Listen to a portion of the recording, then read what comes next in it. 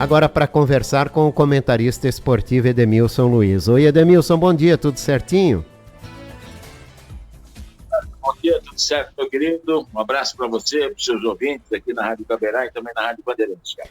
Edemilson, até quando vai essa novela do Metropolitano com a Justiça do Trabalho, hein? Ontem um capítulo magnífico, né? Uma proibição de voltar a campo, depois uma revisão e a Justiça voltou atrás. Parece que o presidente, quando soube da proibição, anunciou que estava entregando o cargo, depois quando soube que não teria mais a punição, também voltou atrás. Gente, o que é isso que está acontecendo? Pois é, Jorge, olha só. Como a gente estava falando em off antes, né? Nem nos melhores roteiros de cinema a gente poderia imaginar uma situação dessa nas últimas 3 semanas com o futebol de Blumenau, especialmente o Metropolitano, tudo que estava acontecendo, né? Desde do pré-clássico do Chopp, como se diz, desde o jogo de estreia contra o Blumenau, as vendas de ingressos na sexta-feira, né, saiu na quarta, na quinta, a liberação mediante pagamento de R$ 15.000, aí a juíza liberou para aquele jogo, né, na terça tinha uma outra, nesta terça que passou agora, tinha uma outra reunião de conciliação, não aconteceu, manteve-se a decisão dela, e aí ela disse que tinha mais, ela iria pensar um pouco mais, enfim, né, na quarta-feira, onde se esperava mais um despacho dela, acabou acontecendo na noite, onde ela retira essa condição de o Metropolitano não poder disputar campeonatos, tanto na CBF como na Federação Catarinense. Mas, assim, tudo isso, né, para o torcedor do Metropolitano que não teve um sossego, né, pode-se dizer assim, durante essas 2 semanas, aí, pré-clássico e depois do clássico também. E perdeu o jogo ainda do clássico, né? Então foi uma semana de muita dor de cabeça, só uma dor de cabisbaixo aí o torcedor do Metropolitano, mas voltou a sorrir ontem à noite, né? E aí teve os bastidores disso tudo, para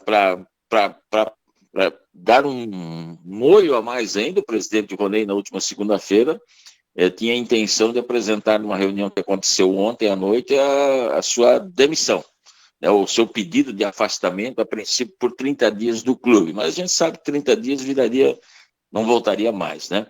E aí ontem, com essa decisão, né, e na reunião entre a diretoria atual com conselheiros do clube, lá ontem no CT do Metrô, ontem à noite, se formou, não está definido quem é as pessoas ainda, mas pelo menos um número de 5 pessoas, uma comissão para justamente trabalhar nesses processos que o Metropolitano tem de dívidas, até para auxiliar o Ronei, né? E com isso ele voltou atrás na sua decisão e vai ficar na presidência do clube, porque estava dando murro em ponta de faca, estava trabalhando praticamente sozinho, ele mais 2 ou 3 pessoas dentro do clube, com outros voluntários, né? E a gente viu isso lá no dia do clássico, né, cara? Você viu assim que por mais que eles trabalhassem, sempre tinha uma situação ou outra que se aparecia lá.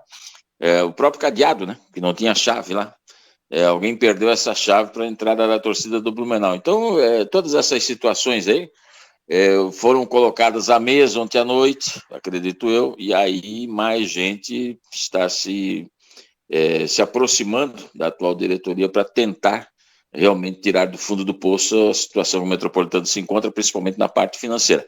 Vamos ver de que forma dá. O importante para o torcedor do Metropolitano, daí, e eu acho que é isso que ele considera, que realmente está liberado para fazer o jogo lá em Tubarão, ou liberado para a competição do campeonato. Não tem mais esse fantasma. Embora, né, eu estava conversando com pessoas ligadas aí à parte requerente do processo, né, contra o Metropolitano, que são 4 jogadores e um ex-funcionário do clube, a juíza ainda não determinou o que vai ser feito para frente, né? Tem sequestro aí de bilheterias, essas coisas todas, pagamento ou depósito, melhor dizendo, né, em contas judiciais. Então, tudo isso ainda o Metropolitano vai ter que brigar brigar no sentido que eu digo de tentar fazer um acordo com a justiça para que seja descontado um valor e talvez um valor fique para ele nas próximas bilheterias. Lembrando que ele tem mais 3 jogos em casa, o Metropolitano, dentro dessa primeira fase do campeonato, né, Jorge? É verdade. Como é que a situação chegou a esse ponto, hein? Porque a gente tinha antes o primo rico e o primo pobre, né? E se inverteu tudo agora, né? Olha, Jorge, eu falo isso, os caras às vezes ficam me olhando com a cara séria, assim, sabe? com relação a isso aí. Eu digo, cara, mas mudou mesmo, né?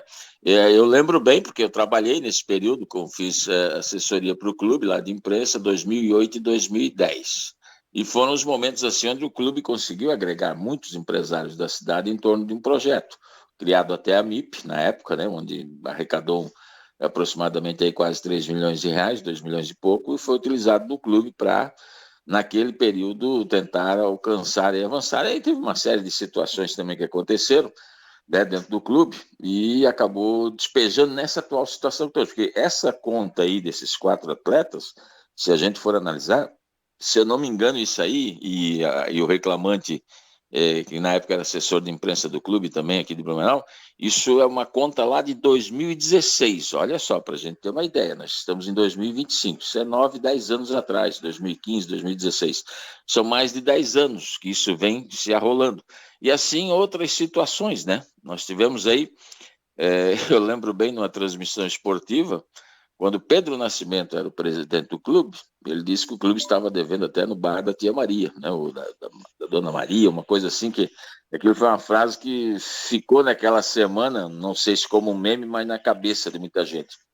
E ontem ainda estava falando, né, para alguns amigos, eu disse, olha, só para lembrar, o Blumenau, o ano passado, também tinha essas mesmas situações, porque o ano passado o Blumenau disputou a segunda divisão com o técnico Nego, numa parceria lá com o Fluminense, né? E aí o Nego, segundo as informações que a gente tinha, ele cozinhava lá no CT do Fluminense, ele lavava roupa e ele dava treinamento. Então, assim, eram 2 clubes que estavam realmente bem em situação bastante delicada. O Blumenau teve a felicidade, né, de achar, fazer uma SAF, as pessoas responsáveis, aí no caso o Israel, e achar esse parceiro, né, a Prometics, que veio e aí deu um novo up, deu uma nova estrutura para o Blumenau Esporte Clube. É o primo rico hoje da cidade, e o Metropolitano é o primo pobre, se inverteu de fato os papéis. Mas assim, cada um buscando seu lugar ao sol agora novamente. Agora o Metropolitano tem um caminho bastante árduo aí pela frente, principalmente com relação às situações financeiras do clube, né? Tá bastante complicada, busca de patrocínio, isso tudo atrapalha, né, Jorge? Sem dúvida nenhuma, né? Sem dúvida. Muito difícil alguém investir num clube que passa por uma situação como essa, né? Mas a gente torce muito para que se consiga reverter essa situação. E o que esperar daí do reflexo dentro de campo, de uma campanha? Digamos que o Metropolitano consiga acesso à Série A do Campeonato Catarinense de Futebol. Mas em meio a toda essa crise financeira, que perspectiva a gente pode criar? Aí é que tá, né? É uma situação que a gente vê com outros clubes que atravessaram esse mesmo período, né? Por exemplo, o Inter de Lages, anos atrás, o ano passado, subiu, ascendeu a Série A e acabou caindo, era para disputar a Série B desse ano, nem veio, né? Então, assim, tudo isso foi um reflexo não do presente, mas sim de um ano, 2 atrás.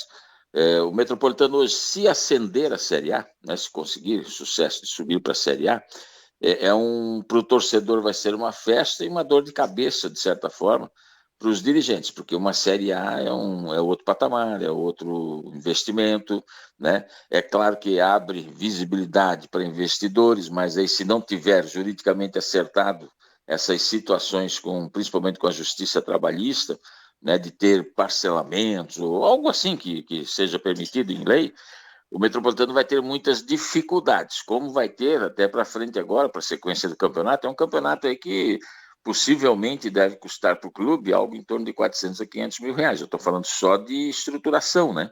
Fora pagamentos, que isso é com a Mais Esportes, que é a parceira do Metropolitano nesse momento. Mas, assim, é aquilo que se fala, né? Pois vamos subir para a Série A. Os dirigentes de futebol, no caso o Carlinhos Corsini, que é o responsável lá, tem a intenção, né, claro, de entrar no campeonato para subir, né? E aí tem outro problema, porque o campeonato da Série B termina em agosto e o catarinense da Série A deve começar já na primeira ou segunda quinzena de janeiro. Então, é um tempo assim curto para você ajustar tudo isso aí. É a mesma coisa que o pneu furou e tu vai ter que trocar o pneu do carro com o carro andando, né, Jorge? É difícil a equação, sabe? É muito complicado, né? Vamos ficar na torcida para que se encontre um caminho que dê solidez financeira para esse clube, né? E que isso transforma em resultados positivos, tanto na administração quanto dentro de campo, né?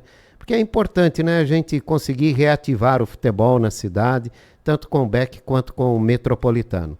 Edemilson, muito obrigado pela tua participação. Opa, Jorge, sempre um prazer, né, estar com você, com seus ouvintes. Sempre que você quiser, a gente está à disposição aí, ok? Forte abraço. Obrigado, Edemilson Luiz, comentarista esportivo, falando sobre essa situação do Metropolitano, mais uma vez envolvido aí com questões judiciais trabalhistas e ameaçado de não poder entrar em campo por dívidas trabalhistas.